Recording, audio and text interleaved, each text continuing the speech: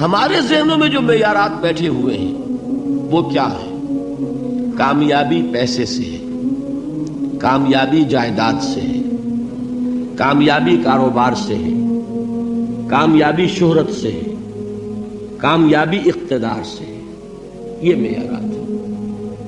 جو جتنا دولت مند اتنا کامیاب، جو جتنا مشہور اتنا کامیاب، جو جتنا پاپولر اتنا کامیاب، جو حکومت پر پہنچ گیا کامیاب، جس نے بڑا کاروبار جما لیا کامیاب، جس نے بہت جائیداد بنا لی کامیاب۔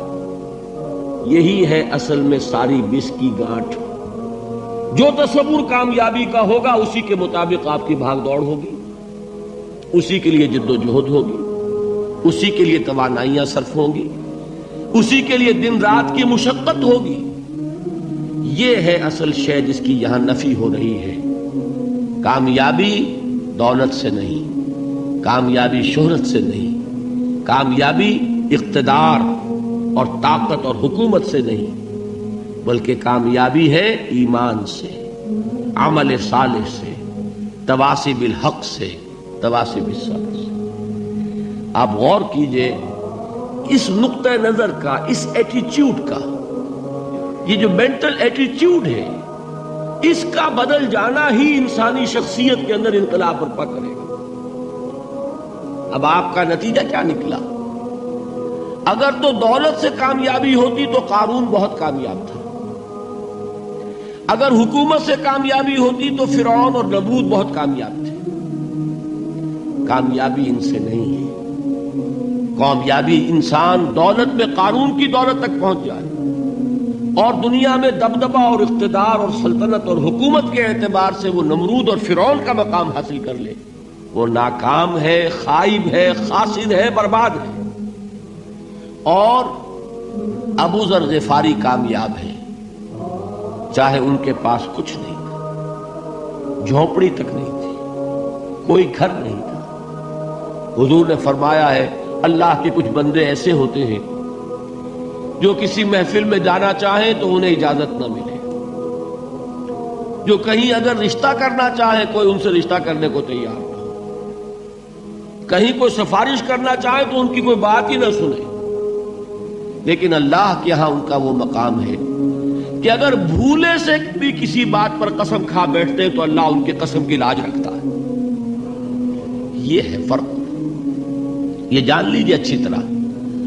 اس بات کا مان لینا آسان، اس پر سبحان اللہ کہنا آسان، لیکن اس کے مطابق آپ کے اپنے ذہن کا بدل جانا بہت مشکل، اس لیے کہ ہم متاثر ہوتے ہیں اپنے ماحول سے۔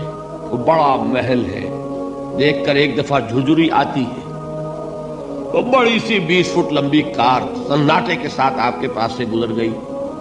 ایک دفعہ اعصاب کے اندر ارتعاش ہوتا ہے، محسوس ہوتا ہے بڑے یہ نصیبے والے لوگ ہیں، بڑے خوش نصیب، بڑے کامیاب، حالانکہ کچھ معلوم نہیں کہ یہی سب سے بڑی بد نصیبی ہو سکتا ہے کہ یہی سب سے بڑی ناکامی ہو۔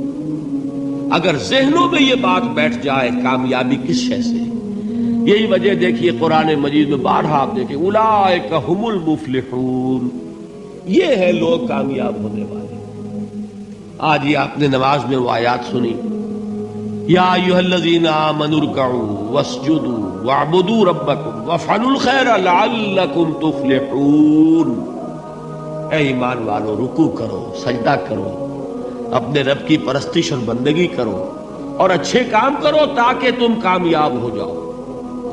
تو کامیابی کن چیزوں سے ہے؟ یہ ہے سب سے بڑا سبق۔ یہ ہمارے دل میں اگر بات بیٹھ جائے، ٹھک جائے، تو زندگی بدل جائے گی، صبح و شام بدل جائیں گے، نقشے بدل جائیں گے، بھاگ دوڑ کا رنگ بدل جائے گا، ویلیو سٹرکچر بدل جائے گا۔ آج وہ ایک چیز نہایت اہم نظر آ رہی ہے، کل نہایت غیر اہم نظر آئے گی۔ جیسے کہ حضور کی حدیث ہے، مالی ولی دنیا، مجھے تمہاری اس دنیا سے کیا سروکار ہے، انما مثلی کراکب استظل تحت شجرۃ ثم راح فترکھا، میری مثال تو اس سوار کی سی ہے جو تھوڑی دیر کے لیے ایک درخت کے سائے میں ٹھہرتا ہے سستانے کے لیے، پھر وہ اپنا راستہ لیتا ہے، اسے اس درخت سے مستقل تعلق اس کا نہیں ہے، وہ اس کا گھر نہیں، وہ اس کی منزل نہیں۔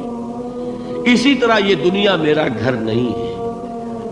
اب دیکھیے ہم کہتے ہیں انا للہ و انا الیہ راجعون، ہم تو مسافر ہیں، ہم اللہ کے پاس سے آئے، اللہ کی طرف ہمیں لوٹ جانا ہے۔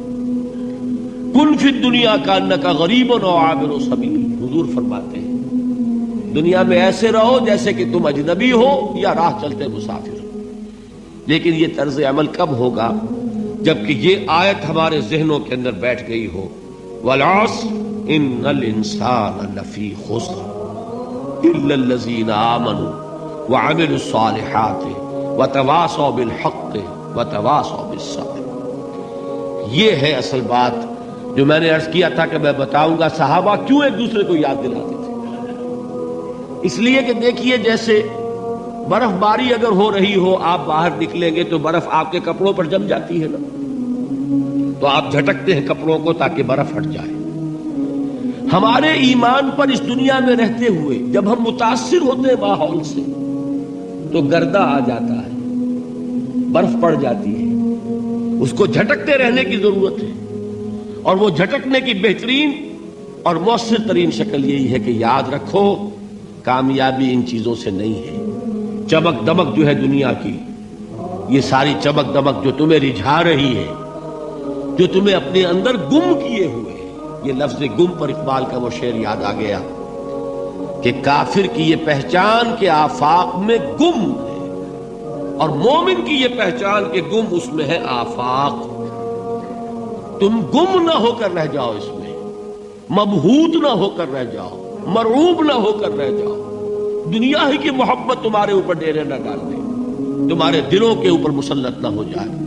لہذا تازہ کرتے رہا کرو، والعصر ان الانسان لفی خسر الا الذین آمنوا وعملوا الصالحات وتواصوا بالحق وتواصوا بالصبر۔ پھر یاد کر لو، پھر تازہ کر لو اپنے اس یقین کو کہ کامیابی دولت سے نہیں، کامیابی ثروت سے نہیں، کامیابی اقتدار سے نہیں، کامیابی شہرت سے نہیں، کامیابی جائیداد سے نہیں، کامیابی ہے ایمان سے، کامیابی ہے عمل صالح سے، کامیابی ہے تواصی بالحق سے، کامیابی ہے تواصی بالصبر سے۔ یہ چار چیزیں ہیں کہ جو کامیابی کے لوازم۔ دنیا میں کوئی شخص بڑے سے بڑے عہدے پر بھی فائز ہو جائے، مرنے کے بعد اسے وہی 2 گز کی زمین ہی ملنی ہے۔ آپ جتنا مرضی مہنگا کفن کسی کو بنا لیں، کتنی خوبصورت اس کی قبر بنا دیں، قبر کے اندر کے حالات آپ چینج نہیں کر سکتے۔ باقی تو یہ جو تابوت آپ کو نظر آ رہا ہوتا ہے، یہ تو ہمیں ٹوٹلی پورا کیا ہوتا تو اس کے اندر کچھ بھی نہیں ہے۔ اور دوسری طرف جس نے اللہ کی تابعداری میں زندگی گزاری ہے، اس کو چاہے قبر بھی نہ ملے، وہ فٹ پاتھ پہ ایک لاوارث لاش کی حیثیت سے مر جائے یا کسی ایئر کریش میں اس کی خاک بکھر جائے، لیکن مرنے کے بعد اللہ تعالیٰ نیا جسم، نیا کفن، جنتی سب کچھ دے دیتا ہے، تو فرق نہیں پڑتا۔ اس لیے میں کہتا ہوں کہ سب سے خطرناک بازی جو ہے نا، وہ یہ زندگی کی بازی ہے۔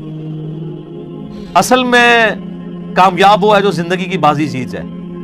فمن زحزح عن النار، بس جو بچا لیا گیا قیامت کے دن جہنم کی آگ سے، وادخل الجنہ، جنت میں داخل کر دیا گیا، فقد فاز، بس وہ کامیاب ہو گیا۔